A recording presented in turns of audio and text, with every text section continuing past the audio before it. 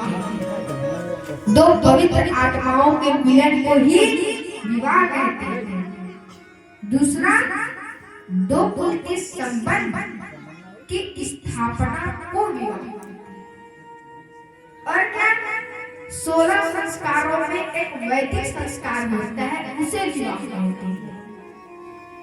और आज की दृष्टि से देखें तो मानव जीवन में सामाजिक महोत्सव को विवाह कहते हैं।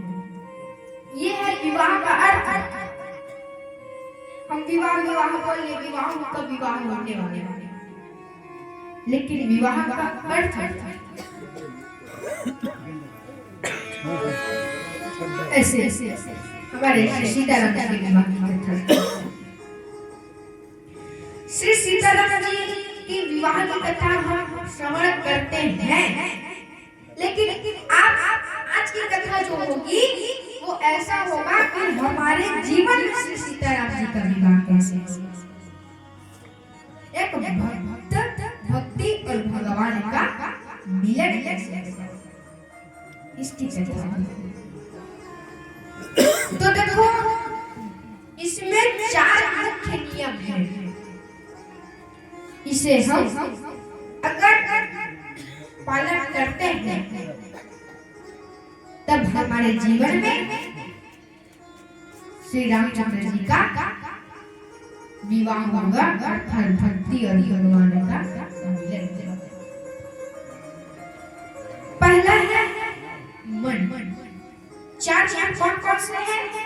मन, बुद्धि, चित्त और अहंकार। हमारा मन भगवान की तरफ जाने का, अर्थात भक्ति और भगवान से मिलने का पहला कदम होता है, तो वो है हमारा मन। हमारा मन जब तक भगवान की तरफ आकर्षित नहीं होगा तब तक हम भगवान के पास नहीं मिल सकते, अर्थात हम भगवान की पूजा नहीं कर सकते। हमारे अंदर भगवान के प्रति कुछ है ही नहीं तो क्या हम भगवान की पूजा करेंगे?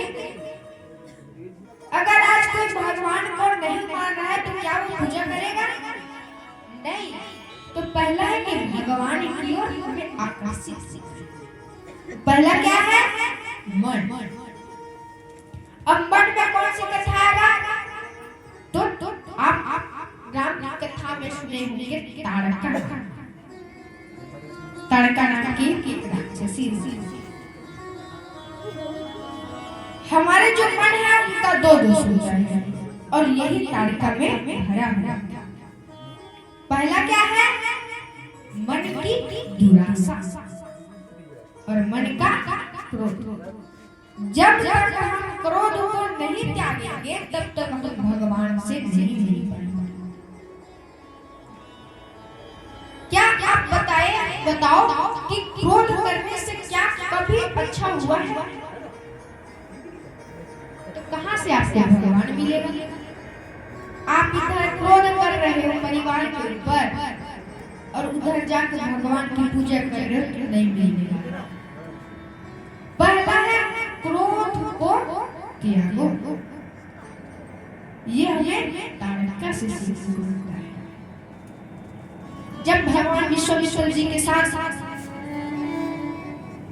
आश्रम की ओर जाते हैं तब उतने समय ताड़का नाम की एक राक्षसी थी